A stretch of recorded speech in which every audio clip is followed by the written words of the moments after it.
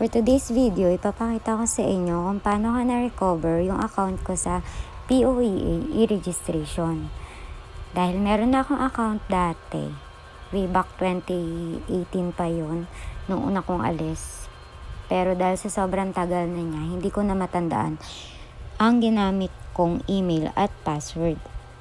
So ngayon, ituturo ko sa inyo ang pinakamadaling paraan para ma-recover ang inyong account sa POEA.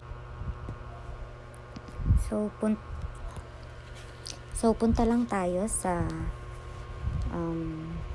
Google or kahit anong browser nyo sa cellphone. Type lang natin ang www.poea.gov.ph.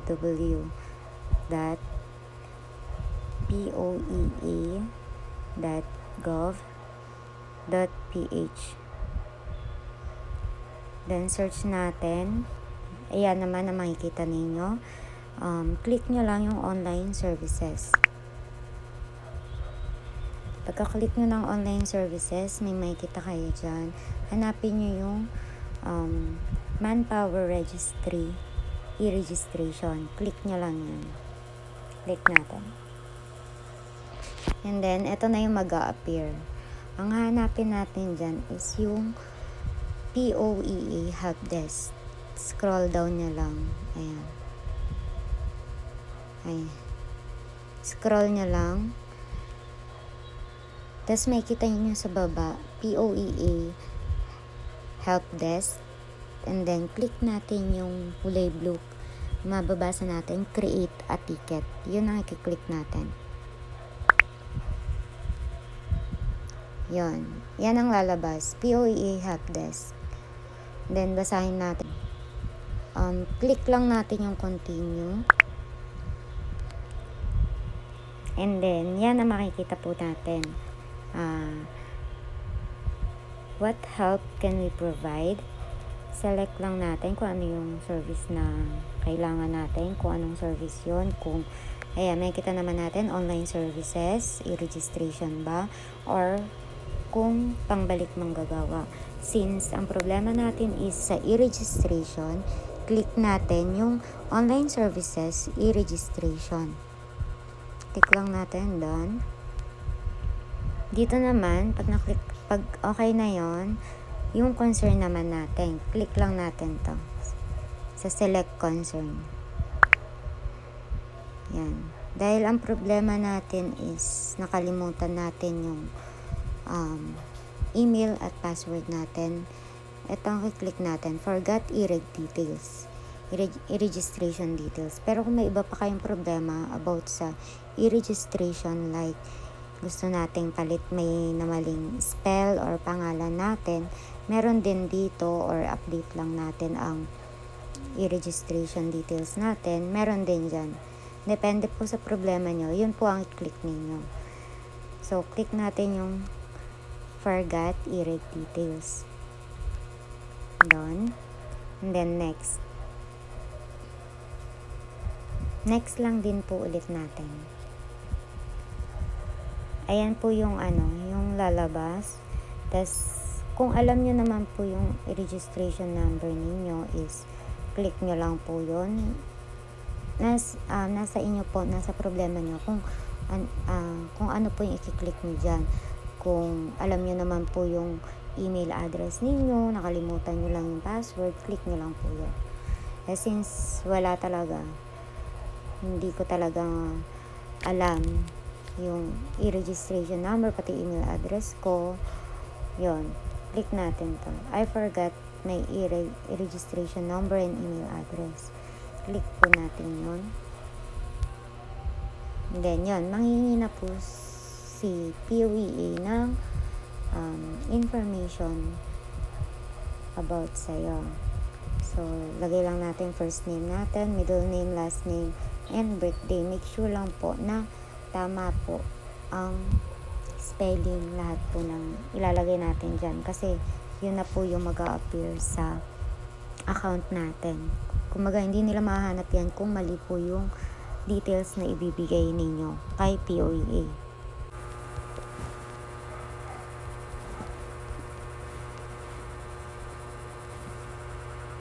Make sure po na tama lahat ang mga information na ilalagay natin kasi pag mali, magkakaproblema na naman kayo.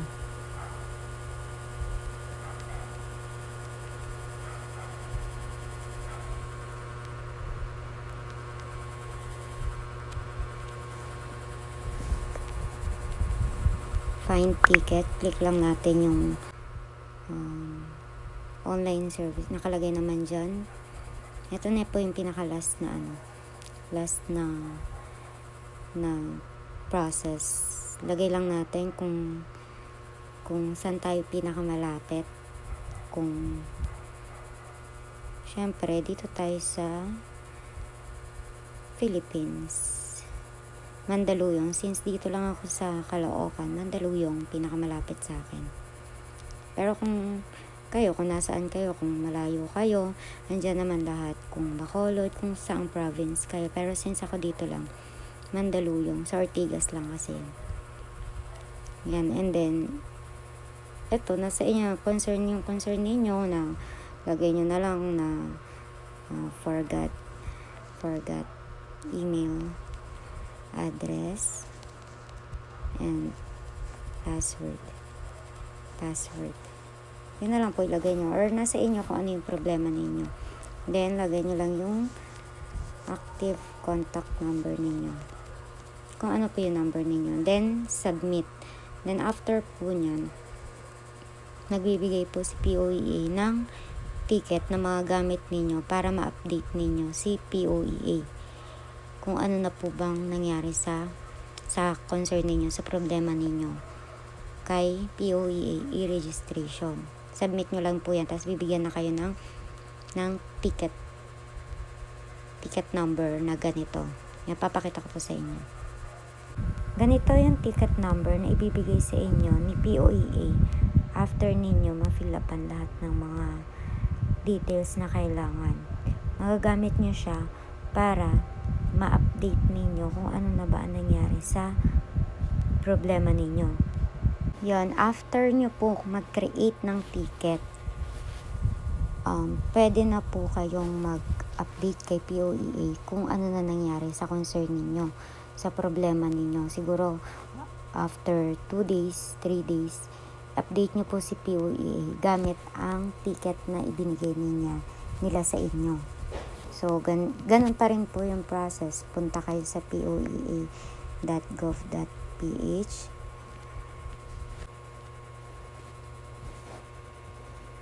Tapos, ganun pa rin po, online services, e-registration.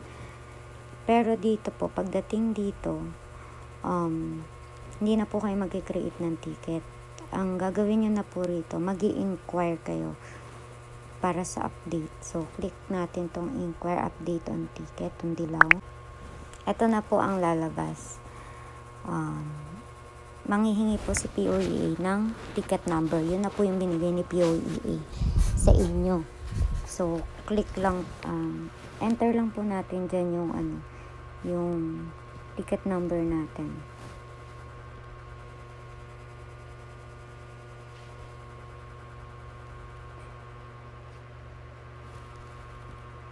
Tatry ko lang pong i-enter yung ticket number ko before kung mag-a-appear pa siya. Pero since na-resolve naman na ni POEA yung problema ko, hindi ko lang sure kung mag-a-appear pa tong ticket number ko.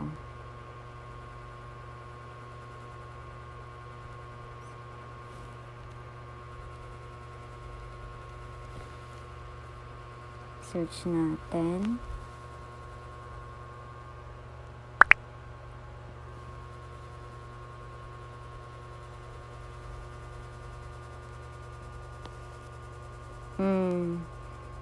Hindi ko na makita yung ticket number ko kasi na-resolve naman na ni POEA yung problema ko. Nabubuksan ko na ulit yung e-registration ko. Kaya, pero papakita ko sa inyo. Pag mag-update kayo ng ticket, yung concern nyo kay POEA, ito yung lalabas. Bali, nag-update ako and then ito yung lumabas sa dun sa sa ticket. Ito yung ticket details ko. Yung status niya is for compliance. So, nanghihingi si POEA sa akin ng copy ng valid passport tsaka email address. Yun ang hiningi niya sa akin. And then, ayun, para ma-update sila, click nyo lang yung reply dyan. Yung yan yung reply dyan. And then, yun, bigay nyo lang kung ano yung hinihingi ni POEA na document sa inyo para maayos na ni POEA yung problema ninyo. Sa akin, yan ang hiningi. Valid passport tsaka email address. And then, after nyan, kinabukasan,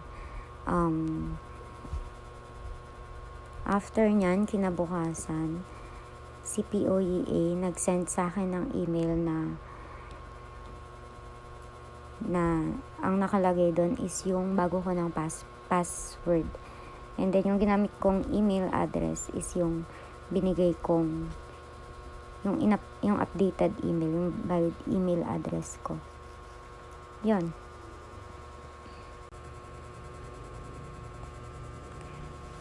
Ito yung email na natanggap ko kay POEA para mabuksan ko na yung POEA e-registration account ko.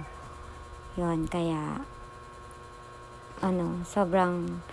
sobrang bilis lang, tsaka madali lang ang pag-update kay POEA.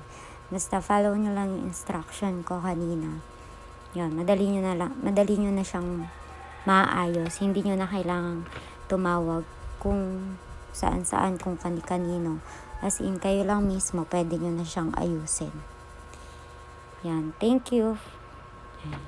Yan, thank you for watching. Sana may natutunan kayo. Sana nakatulong din ako. And kung di pa kayo nakasubscribe, subscribe na.